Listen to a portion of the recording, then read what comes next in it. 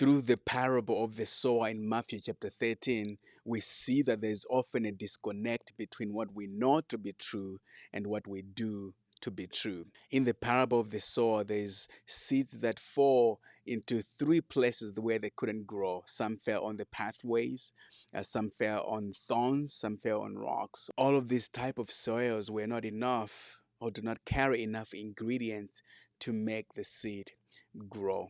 In the parable of the sower, we see this reality that God's work in you is not evidenced by your quick response to Him, but by the lasting fruit in you. Transformation does not happen when you know more about God, but actually, transformation happens when you begin to do what God says. The reality is that you cannot know yourself into change, but you could do yourself into change. You need to do or to work on the truth that you know. Though responding to God quickly is good, but actually the evidence that God is really truly working in your life is going to be in the lasting fruit that God births in you.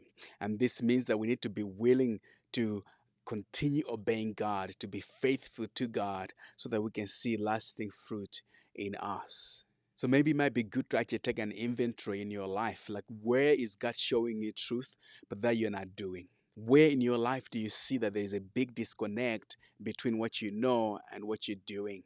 Until you start doing what God says, you're not really going to experience the transformation that comes with God's word. So I hope you can start doing what God says. Be blessed.